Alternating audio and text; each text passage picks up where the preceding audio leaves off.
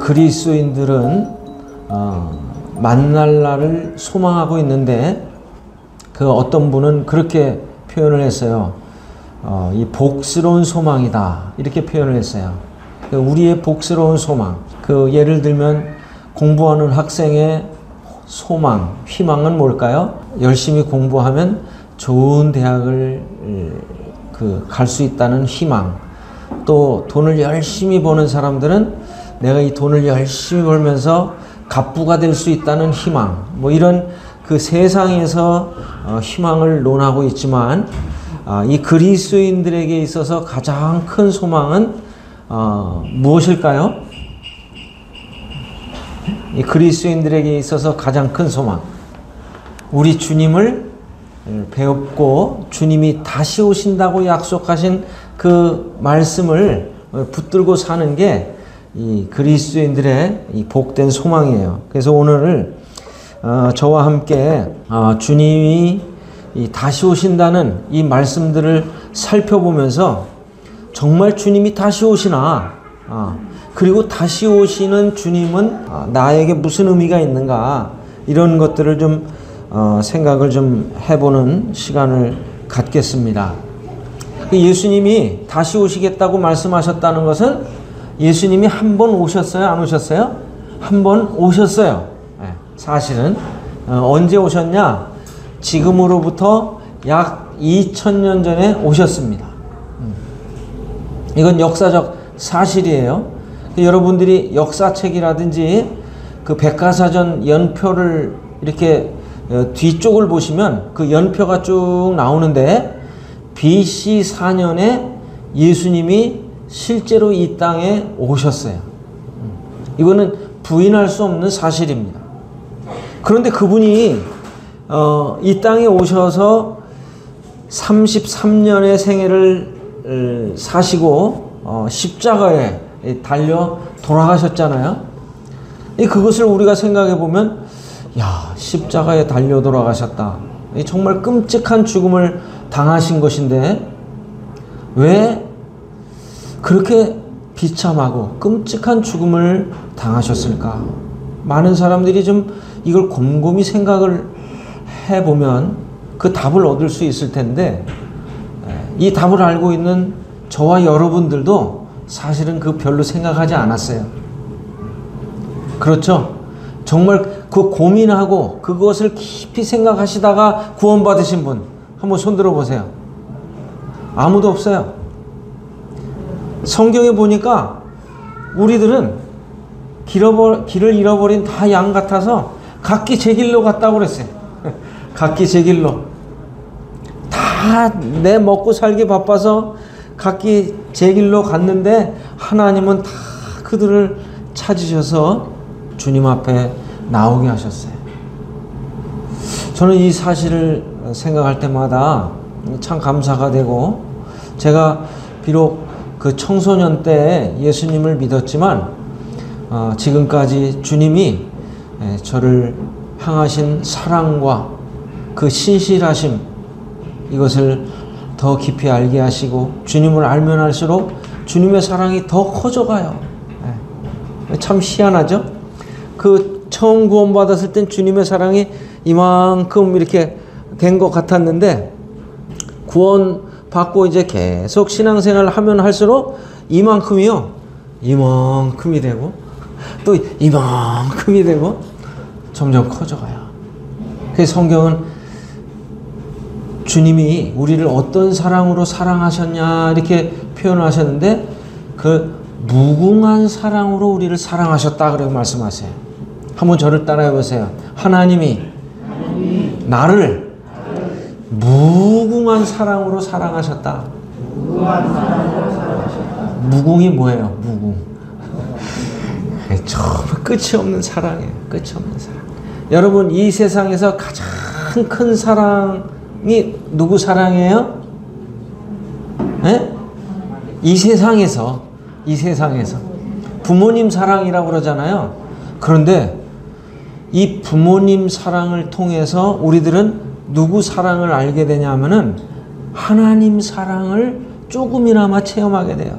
그런데 이 세상이 얼마나 몹쓸 세상이냐면 부모가 자식을 버리고 부모가 폐륜을 행하고 자녀한테 몹쓸 짓을 해서 그 상처를 입은 자녀들은 그 부모에게 받은 그 조각난 그 잘못된 이 행동으로 말미암아 하나님의 사랑을 유추할 수가 없어요.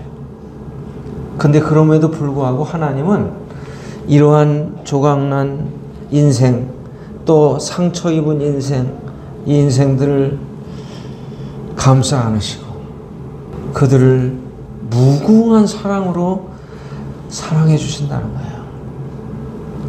그래서 그러한 주님을 이 기다리는 우리 형제 자매님들이 우리 주님을 소망하면서 이제 얼마 남지 않은 저희들의 인생을 참 값지게 살아가는 이런 기회가 되면 좋겠습니다.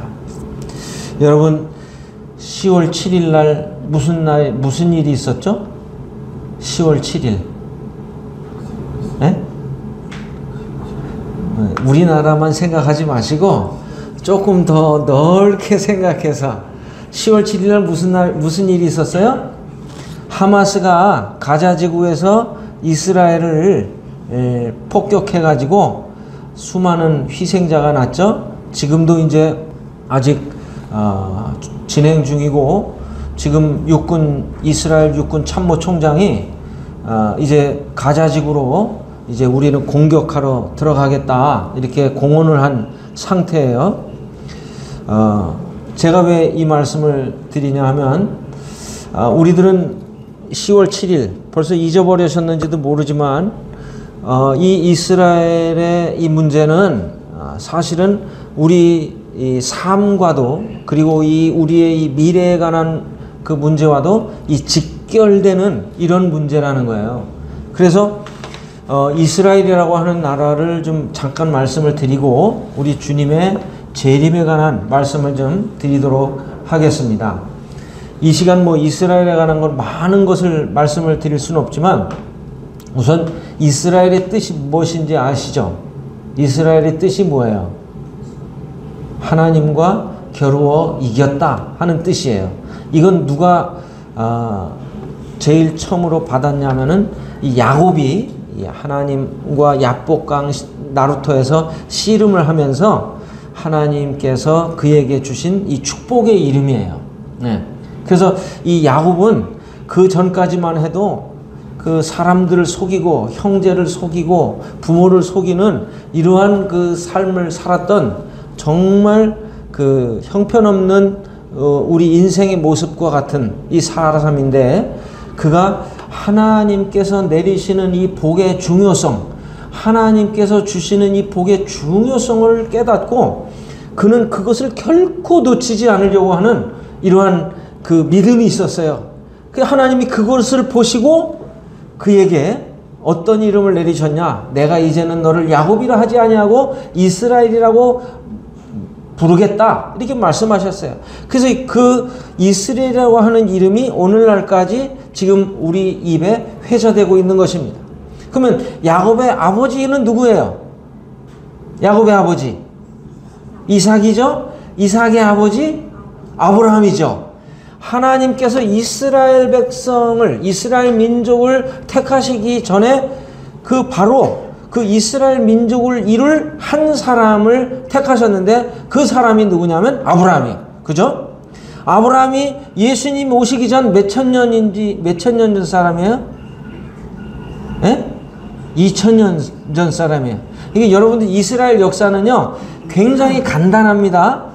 아브라함이 예수님 오시기 전 2000년 전 사람이에요. 그러면 아브라함부터 이제 쭉 이 역사를 살펴보면 모세와 여호수아에 의해서 이스라엘 백성들이 이 가나안 땅에서 이렇게 나오기까지 이 애굽에서 몇 년 동안 살았냐면 보통 한 430년이라고 그래요. 그 다음에 이 가나안 땅에 들어와 가지고 이제 사사시대가 오면서 400년, 그 다음에 사사시대가 끝나고 열왕시대가 와서 400년, 그 다음에 그 열왕시대가 끝난 다음에 그 예수님 오시기까지 400년이에요. 그럼 총 몇 년이에요? 총 몇 년? 지금 답을 가르쳐 드렸잖아요. 4, 4, 16, 1600년 아니에요? 그러면은 아브라함이 예수님 오시기 전 2000년 사람이라고 그랬잖아요. 그러니까 그 사이사이에 100년씩 곁들이로 껴놓으시면 돼요. 그러면 딱 2000년이 나와요. 이스라엘, 예수님 오시기 전 이스라엘 역사가 나와요. 그 다음에 예수님 오셔서 회개하라, 천국에 가까웠다 말씀하셨는데, 자기 땅에 오신 예수님을 이스라엘 백성들이 영접했습니까? 안 했습니까? 영접하지 않았어요. 오늘날도 똑같아요. 예수님이 이 땅에 오셔서 십자가에 못 박혀 달려 돌아가시고 우리를 구원하셨는데도 불구하고 12월 25일만 되면, 24일만 되면 기쁘다 구주 오셨네 만백성 맞으라 이렇게 찬송을 하고 이러는데도 불구하고 사람들은 예수님 맞을 준비를 안 하고 술 마실 준비하는 거예요. 응? 그 놀 준비하고. 그죠? 제가 한 80년대인가 일본을 갔어요. 일본을 갔는데 크리스마스 이브 때인데 사람들이 굉장히 좋아해요. 근데 그 일본 모임의 성도님들에게 일본 분들도 신들이 많은 신들을 섬기는데 크리스마스가 뭔지 압니까? 이랬더니 일본 사람 90% 이상이요. 크리스마스의 의미를 전혀 몰라요. 그냥 12월 25일 성탄절 노는 날 이걸로만 생각을 해요. 근데 오늘날 우리나라도 지금 점점 그렇게 바뀌어져 가고 있어요. 사람들한테 성탄절이 뭡니까? 성탄절 뭐 그냥 즐겁게 노는 날이죠 뭐. 그래서 24일 12월 24일 날이 범죄율이 제일 많고 술집이 제일 잘 되는 날이에요. 이게 참 심각한 거예요. 그런데 정말 예수님이 2000년 전에 오셨는데도 불구하고 이 이스라엘 백성들이, 유대 백성들이 예수님을 영접하지 않은 거예요. 그 여기 성경에 보니까 자기 땅에 오매 자기 백성이 영접지 아니하였더니, 네? 그런데 감사한 것은요, 성경은 행간을 잘 읽어보셔야 돼요. 성경은 똑같은 문단 안에 항상은 아니지만 많은 부분에서 두 가지 의미를 말씀하세요. 그 요한복음 1장 11절에 보니까 자기 땅에 오매 자기 백성이 영접지 아니하였으나, 그 다음 12절에 보니까 뭐라고 말씀하시냐면 영접하는 자 곧 그 이름을 믿는 자들에게는 하나님의 자녀가 되는 권세를 주셨으니 할렐루야.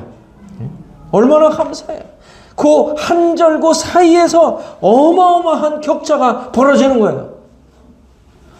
여러분, 예수님 오실 때도 마찬가지입니다. 예수님 오셨는데 한 사람들은 자석에 그 쇠붙이가 철커덕 붙는 것 같이 예수님을 따라 공중으로 올라가는데, 한 사람은 그냥 땅에 남아있는 거예요. 한 사람은 데려감을 당하고 한 사람은 버려둠을 당하는 이 어마어마한 일이 곧 벌어지는 것입니다. 그래서 예수님이 오셔서 회개하라, 천국이 가까웠느니라 말씀하셨는데도 많은 이스라엘 백성들이 예수님을 영접하지 않았던 거예요. 왜 그런지 아십니까? 성경을 잘못 보고 잘못 해석했어요. 이스라엘 백성들은 예수님이 오실 때 그냥 황금마차 타시고 그 왕의 옷을 입고 오시는 걸로만 생각을 했던 거예요. 그런데 성경에 보니까 예수님이 그렇게도 오시지만 사실은 고난받는 종의 모습으로 오시는 것도 예언했단 말이에요. 그런데 이 사람들은, 이스라엘 백성들이 그 당시에 로마의 지배를 받고 있었기 때문에, 메시아 구원자가 오시면 우리를 이 로마의 지배에서 해방시켜 주시겠지, 그것만, 민족적 해방만 원했던 거예요. 마치 우리가 일제 36년 일제의 지배를 받고 있을 때 우리의 소망은 뭐예요? 일제로부터 독립. 그래서 김구 선생님 뭐라 그래요?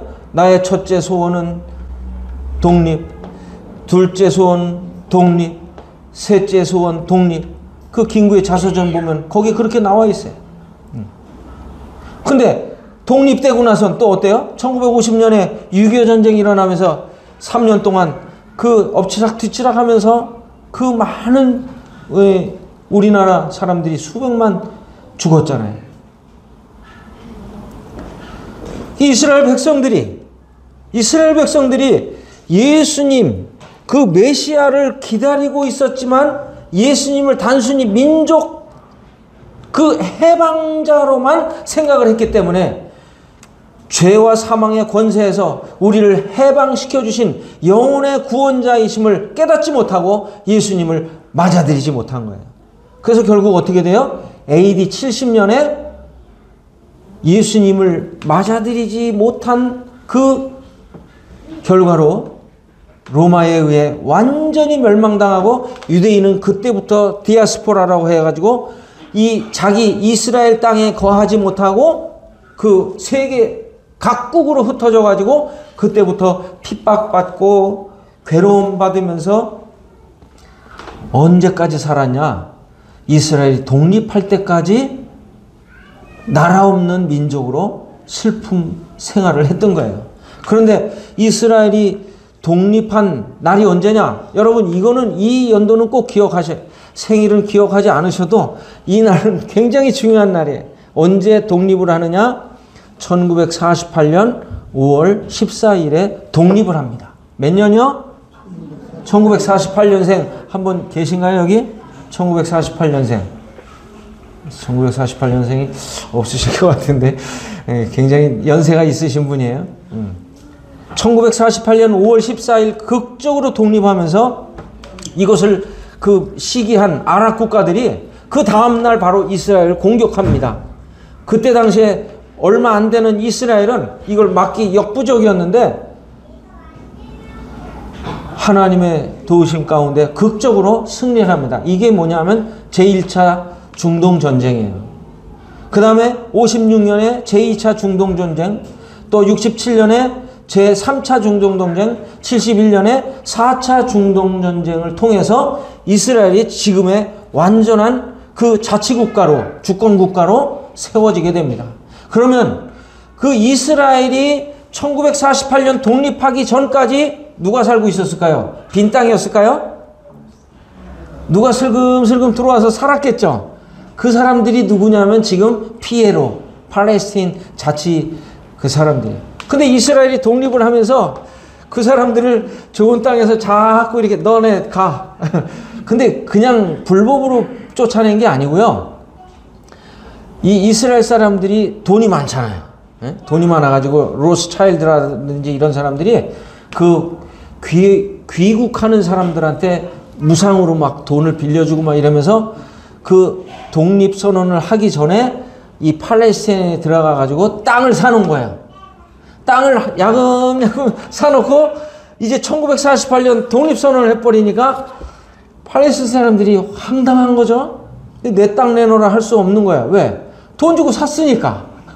그래가지고 조금씩 그 면적을 넓혀가면서 지금까지 이르게 된 거예요. 그 지금은 가자지구, 골란고원, 그 골란지구 요 귀퉁이 땅만 이렇게 남겨두고 지금 피에로 사람들이 개밥에 뭐예요?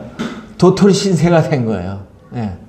그러니까 이 사람들을 계속 이렇게 독립하려고 하고, 그래서 이 하마스라고 하는 이 말 뜻이 용기라는 뜻이거든요. 그런데 이슬람 저항 운동의 그 앞자리를 따가지고 그 하마스라는 단어를 만들어낸 거예요. 그 이슬람 저항 운동. 그래서 이 사람들은 원리주의자들이에요. 그래서 그 이슬람 국가를 만드는 게 꿈이에요, 이 사람들은. 네. 근데 이 유대인들은 유대 국가를 만드는 게 꿈이기 때문에 이렇게 지금 나라를 세운 거죠. 그래서 지금까지 일어나서 지금 이 하마스가 공격함으로 말미암아 이게 이제 헤즈볼라라든지 주변의 이 아랍 국가들이 원조를 하고, 특별히 이란이 지금 보이지 않게 원조를 하고 있는데, 이렇게 되면서 이게 혹시 5차 중동 전쟁이 발발하지 않는가? 이렇게 사람들은 예견을 하고 추측을 하고 있습니다만 성경의 예언을 보면 그렇게 쉽게 일어나진 않습니다.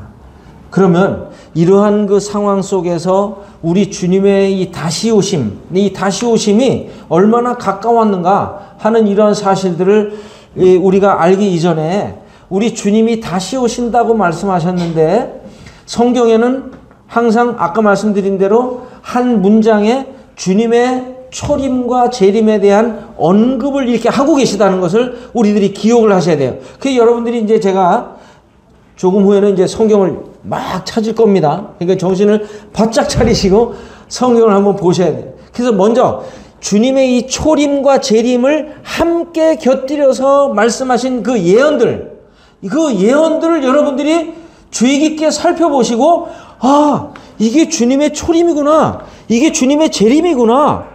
이것을 여러분들이 먼저 확실하게 믿으셔야 되는 거예요. 그래서 이 초림은 이미 지나간, 지금 우리가 볼 때는 초림은 지나간 역사적 사건입니다. 그러나 재림은 다시 오실 주님의 약속을 말씀하시는 예언이에요. 여러분, 성경은 뭐예요? 전체적으로 예언의 말씀입니다. 예언의 말씀. 이 세상에 가장 유명한 점장이가 맞출 확률이 몇 프로인지 아십니까? 이 세상에서 점쟁이들이 많잖아요. 이 무당들. 여기 수택동도요. 여기 지금 교문동인데 저쪽 옆에 수택동이 있거든요. 근데 그 수택동 골목이 주로 누가 오냐? 처녀보살, 구추보살, 애기보살 이런 양반들이 많이 자리를 잡아 있어요. 지금 많이 떠났는데 그 무당들, 점쟁이들, 또 주술가들 이런 사람들이 용하다 하는 사람들이 맞추는 확률이 불과 몇 프로냐면 25%예요. 근데 성경의 예언은 몇 프로 적중할까요? 그렇죠. 100%예요. 100%입니다. 근데 90% 예언을 적중한다 하면은 어때요? 이 지금 많은 사람들이 그 사람한테 몰려갈 거예요. 90% 맞죠. 근데 성경은 몇 프로라고요? 100%예요. 100%. 100%가 아니면 이거 하나님 말씀이 아니죠. 하나님은 위대하신 분입니다. 하나님은 내 생명을 전부 위탁할 만큼 정말 그 신실하신 분이시고 성실하신 분이십니다. 우리 청년들 또 청소년들 어디에 열광합니까? 아이돌에 열광하잖아요.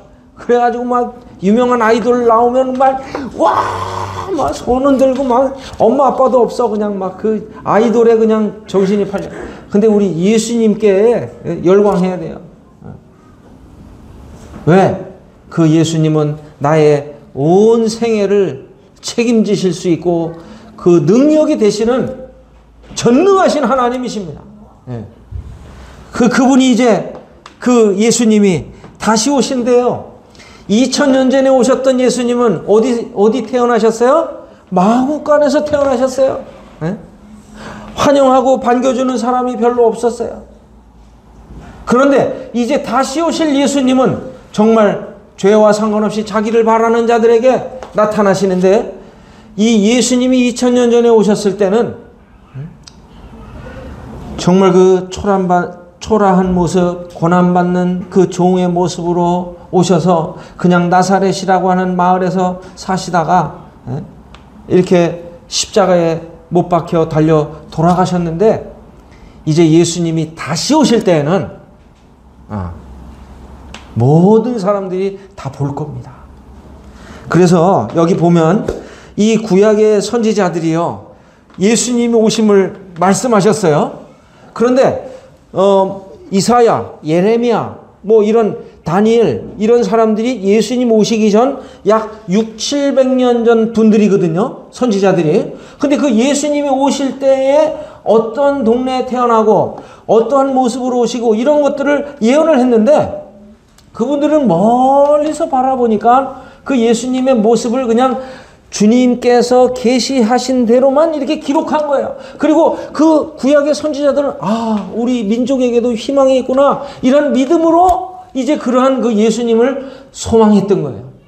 그런데 이 조각 맞추기, 퍼즐 맞추기를 맞추듯이 이 퍼즐을 쫙 맞춰보니까 바로 2000년 전에 태어나셨던 그 분이 예수님이신 거예요. 그래서 구약의 이 선지자들이 메시아의 이 초림도 예언했지만 주님의 이 재림도 예언을 했거든요. 그 대표적인 선지자가 누구냐면은 그 다니엘이라는 분이에요.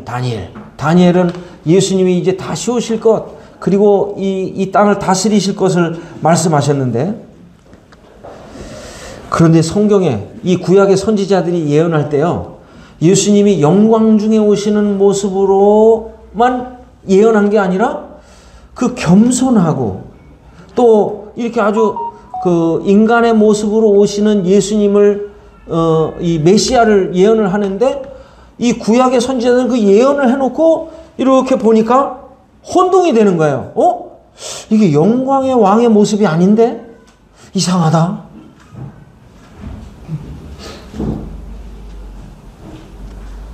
하나님의 그 경륜, 이거를 그들은 다 이해하지 못했어요. 그런데 이 구약의 선지자들은 이 두 가지 사실, 예수님이 이 초림과 재림을 이렇게 그 조화를 시키지 못했기 때문에 혼동을 일으켰지만, 우리들은 이제 초림하신 예수님을 알고 있고 그리고 그분을 믿었기 때문에 우리들은 이것이 이거는 예수님이 초림의 모습이구나, 이건 재림의 모습이구나, 이걸 이제 우리들이 구별할 수가 있는 거죠. 그래서 오늘 이 시간 이제부터 정신을 바짝 차리시고 한번 그 예수님의 초림의 모습과 재림의 모습을 한번 여러분들이 이렇게 읽으시면서 판단을 해보시기 바랍니다. 먼저 시편 22편을 한번 보시겠어요? 시편 22편. 우리가 잘 아는 시편 22편, 뭐 예배 때도 많이 사용을 하잖아요. 이 말씀을. 시편 22편. 자, 한 절 한번 읽어보시겠어요? 1절. 내 하나님이여, 내 하나님이여, 어찌 나를 버리셨나이까? 어찌 나를 멀리하여 돕지 아니하시오며 내 신음소리를 듣지 아니하시나이까? 2절. 내 하나님이여, 내가 낮에도 부르짖고 밤에도 잠잠하지 아니하오니 응답하지 아니하시니이다. 그러면서 쭉 이렇게 읽어보면은 어디까지? 21절까지 한번 보세요. 21절을 보세요. 나를 사자의 입에서 구하소서. 주께서 내게 응답하시고 들소의 뿔에서 구원하셨나이다. 여기까지는 예수님의 초림을 가리키는 말씀이에요. 그래서 예수님이 이 처음에 오셨을 때 그 사람들로부터 어떻게 됐어요? 환대를 받고 환영을 받은 게 아니라 어떻게 해요? 멸시를 받고 핍박을 받으시고 그 반대를 당하시고 이런 모습이에요. 그리고 십자가에서 달려 돌아가실 때 사람들이 어떻게 했어요? 저가 하나님의 아들이라고 그러는데 자기를 구원하여 내려와 보지? 그 다음에 침 뱉고, 로마 군병들은 침 뱉고 채찍질을 때리고 그랬어요. 그래요? 그 1절로 21절까지는 예수님의 이 초림하셨을 때의 모습을 그려주고 계신 거예요. 그런데 22절부터 보세요. 22절부터 마지막 절까지의 모습을 보면은 21절까지의 내용과는 지금 달라요. 뉘앙스가 다르고 느낌이 다르죠? 한번 22절부터 한번 같이 읽어보실게요. 31절까지. 길지만 제가 한 절 읽고 여러분들이 한 절 읽어보세요. 내가 주의 이름을 형제에게 선포하고 회중 가운데서 주를 찬송하리이다.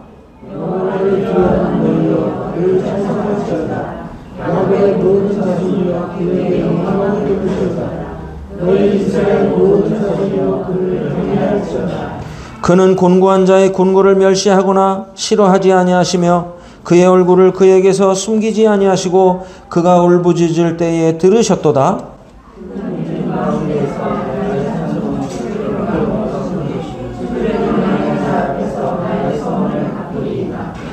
겸손한 자는 먹고 배부를 것이며 여호와를 찾는 자는 그를 찬송할 것이라. 너희 마음은 영원히 살지어다.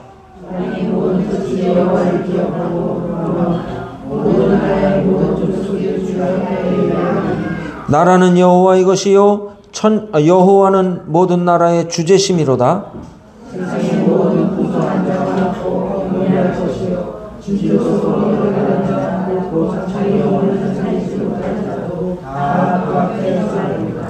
후손이 그를 섬길 것이요 대대의 주를 전할 것이며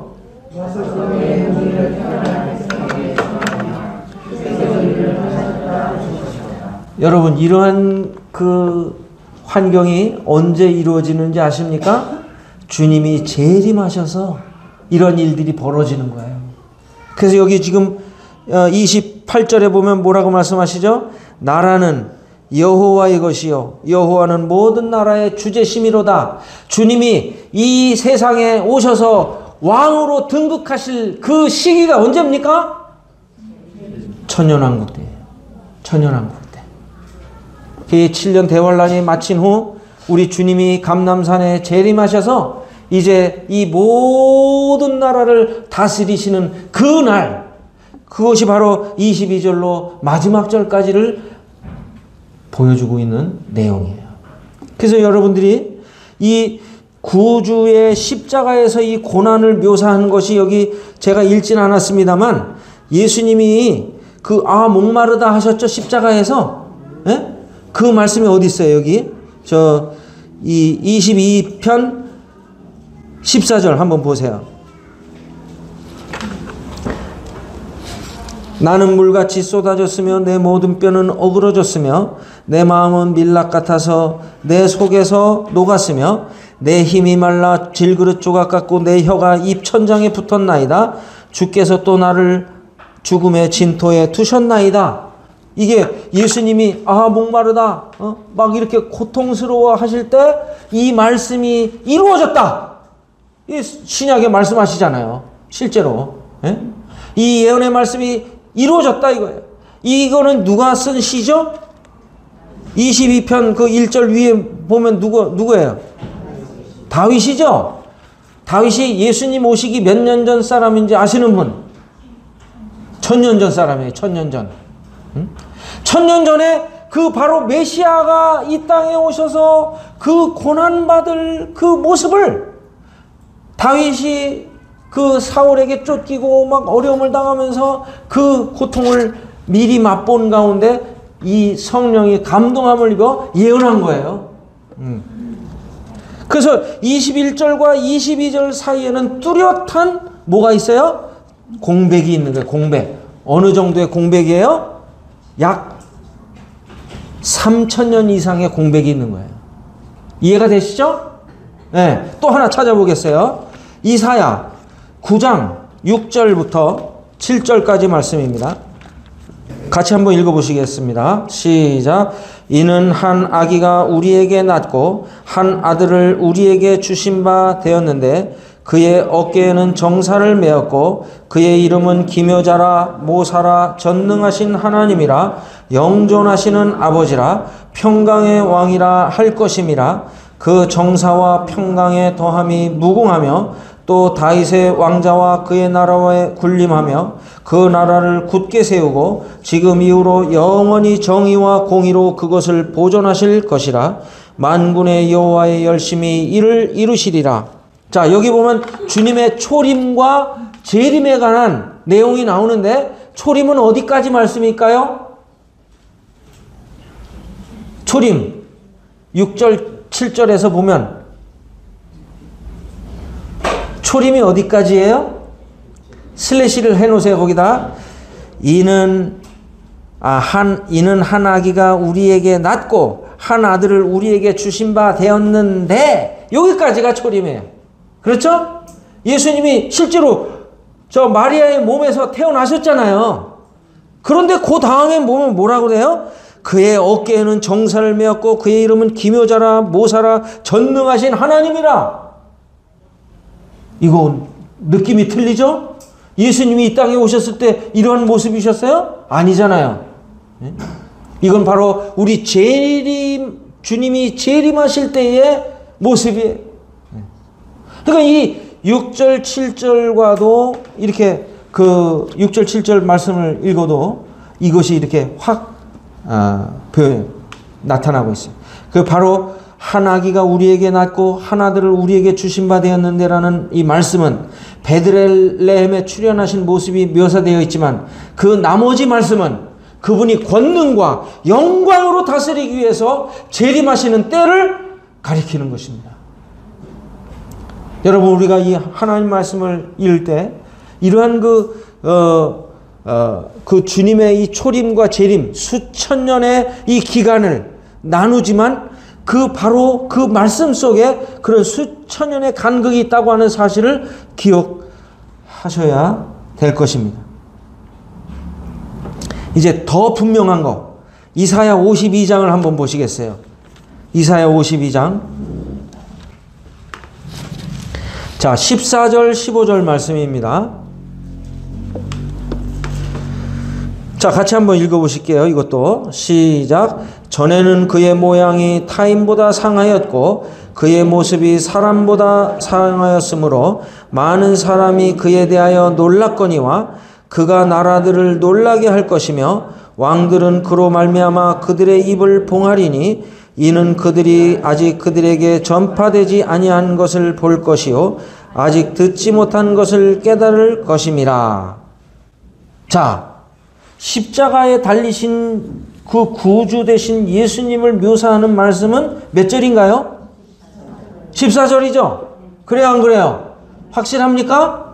바로 예수님이 십자가에 달려 돌아가셨을 때 그의 모양이 어땠어요? 타인보다 상하였고 그의 모습이 사람들보다 상하였으므로 많은 사람이 그에 대하여 어땠어요? 놀랐어요. 그래서 예수님, 십자가에 달려 돌아가신 예수님을 보면서 정말 저분이 하나님의 아들 맞나? 어떻게 저렇게 비참한 모습, 끔찍한 모습을 하고 계실까? 이러면서 안타까워했어요. 그런데 15절을 보시면 어때요? 그 사람들이 그렇게 해서 놀랬지만 이제는 어떻게 해서 놀래요? 그가 나라들을 놀라게 한다. 나라들을. 왕들은 그로 말미암아 그들의 입을 봉하리니. 왕들은 뭐예요? 세상 대통령들 말하는 거 아니에요? 세상 대통령들. 그 왕 중에 왕, 만주의 주가 오신 그 모습을 보면서 사람들은 놀란다는 거예요. 이 구주께서 다시 오실 때는요, 그 사람들이 영광의 찬란함에 정말 입을 봉해버릴 것입니다. 네? 여러분, 예수님이 다시 오시는 모습 성경에서 보면요, 백말 타고 오세요. 백말 타고 오시고 그 이름은 충신과 진실이라 계시록에 말씀하시는데 이걸 이단의 교주들, 독재자들이 본따 가지고요, 네? 저 북한에 누구는 3대가 그 백마 타고 맨날 돌아다녀요? 누군지 아시죠? 김씨 부자. 김씨 3대 부자가 전부 백마 탄 거 있어요. 실제로 사진이. 김일성부터 해서 지금 김정은도 얼마 전에 백마 타고 백두산에서 막 할아버지 흉내내는 거 모습 봤어요. 보셨나요?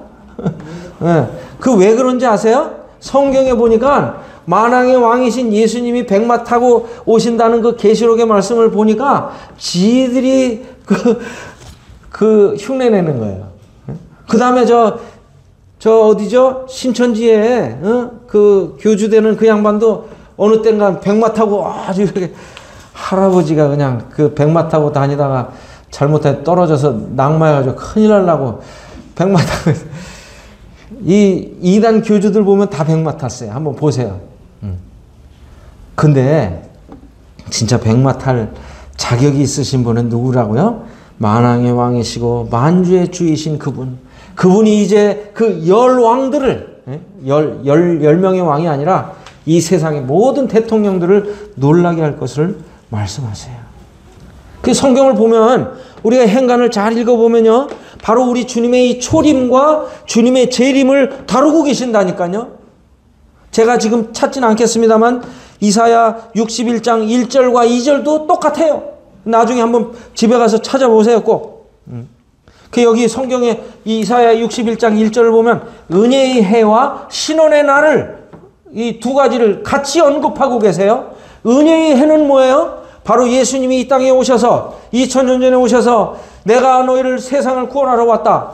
그래서 주님은 이 인류를 구원하실 구세주로서 이 땅에 사람들을 구원하시기 위해서 오셨습니다만 이제 신원의 날, 신원의 날이 뭐예요? 억울한 거 풀어주는 거거든요. 신원이. 바로 그 억울한 걸 풀어주는 그 날이 언젠가요? 바로 우리 주님이 재림하셔서 만왕의 왕으로 만주의 주로 이 땅에 오실 그 날이에요.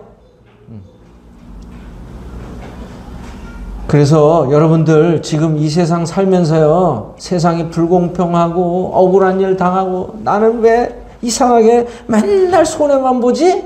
나는 왜 맨날 구사리만 맞지? 이러는 분들 그 눈물을 잘 감싸두세요. 눈물 샘에 그 잘 보관해 두세요.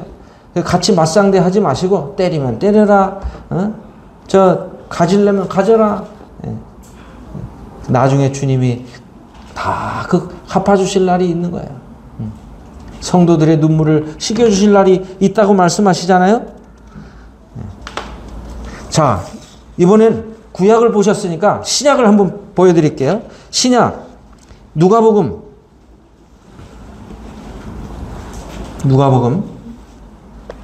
1장입니다. 31절부터 33절까지 같이 한번 읽어보시겠습니다. 자, 시작. 보라, 내가 잉태하여 아들을 낳으리니 그 이름을 예수라 하라. 그가 큰 자가 되고 지극히 높으신 이의 아들이라 일컬어질 것이요 주 하나님께서 그 조상 다윗의 위를 그에게 주시리니 영원히 야곱의 집을 왕으로 다스리실 것이며 그 나라가 무궁하리라. 이 말씀은 그 천사 가브리엘이 예수님을 잉태한 마리아에게 이 고한 예언 말씀이거든요. 그러면 여기 예수님의 초림을 말씀하시는 말씀이 몇 절이죠? 네? 31절이죠. 여기 보니까 보라, 네가 잉태하여 아들을 낳으리니 그 이름을 예수라 하라 그랬죠? 그래서 예수님의 이름은 바로 이미 가브리엘이 그 언지를 준 이름이에요. 예수님의 뜻이 뭐예요? 예수. 한마디로 말하면 구원이에요. 구원. 그죠? 구원. 그 마태복음 1장 21절에 보면 아들을 낳으리니 그 이름을 예수라 하라. 그거 맞죠? 거기 보면 자기 백성을 저희 죄에서 구원할 자이심이라. 그 예수님의 이름의 뜻이 구원이에요. 어디서 구원? 가난에서 구원? 병에서 구원? 근데 오늘날 한국 교회가요.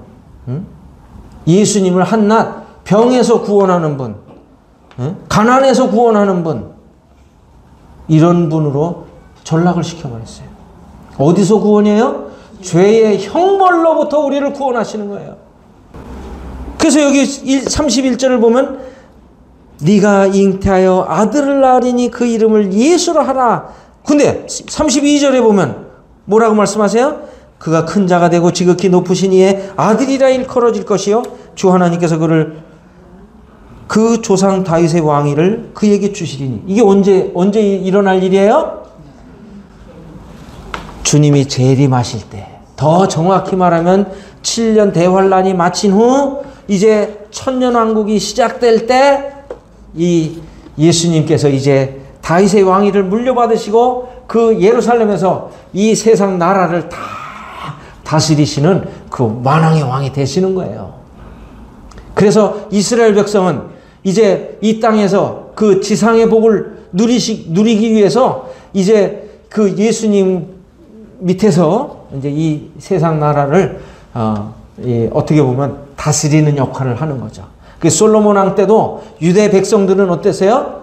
종으로 안 부렸죠. 노예로 안 부리고 그 관리직으로 이렇게 줬잖아요. 그리고 이방 족속들은 노예로 부렸어요. 그와 마찬가지로 주님이 이제 이 왕으로 오시면 이 천년왕국에서 바로 그 유대 백성들은 관리직 같이 착 하고 그 열방 이방 족속들은 이제 그 밑에서 이제 사는 거예요. 참 얼마나 놀라운 일인지 몰라요. 그런데 더 놀라운 것은요, 오순절 이후로 구원받은, 그리고 주님이 이제 공중에 임하실 때까지 구원받은 그 은혜의 시대에 구원받은 성도들은 지상의 복이 아니라 천상의 복을 누릴 겁니다. 아멘. 그때 할렐루야 하셔야 되는 거예요. 네? 여러분들이 지금 은혜의 시대에 구원받은 분들이라니까요. 그러니까 지상의 복을 지금 쫓고 성도들이 주님 저에게 돈 좀 주세요. 뭐 좀 주세요. 이 세상에 썩어질 것만 구하는 성도들은 뭔가 잘못 깨닫고 있는 거예요.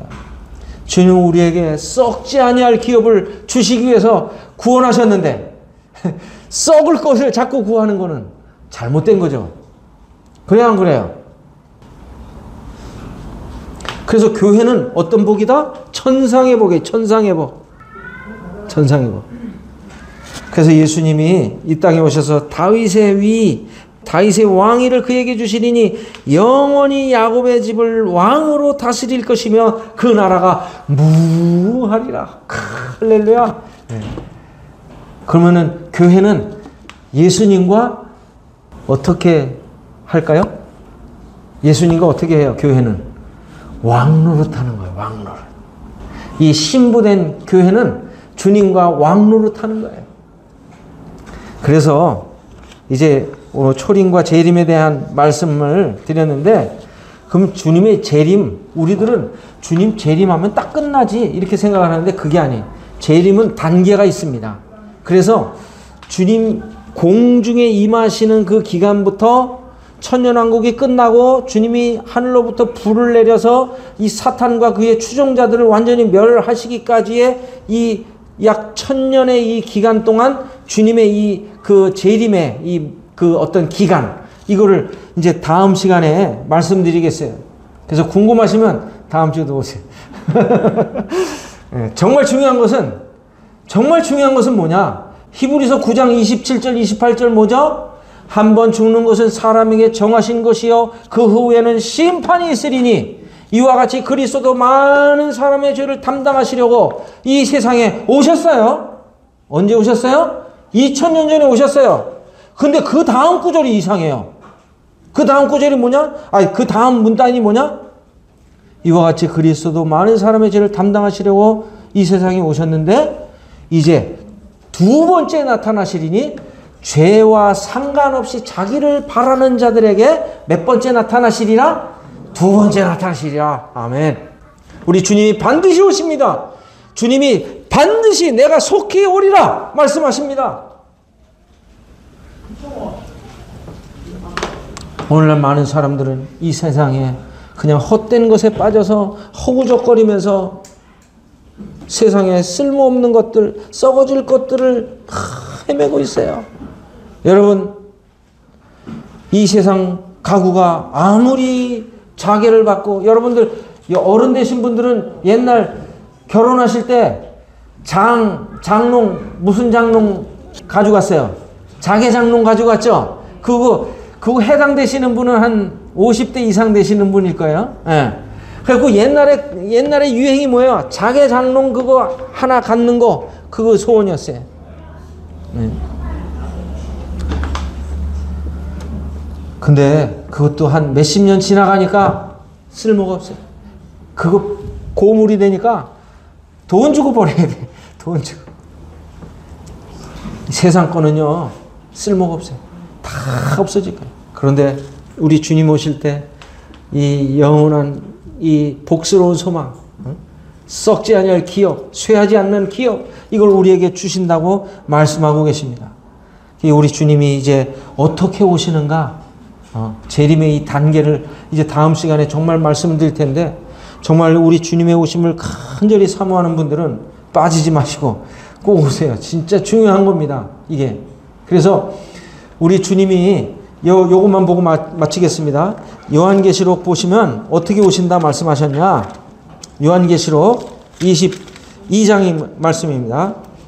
22장 20절 같이 한번 읽어보실까요? 자, 시작. 이것들을 증언하신 이가 이르시되 내가 진실로 속히 오리라 하시거늘. 자, 여기 보세요. 이것들을 증언하시니 그분이 누구예요? 그분이 누구예요?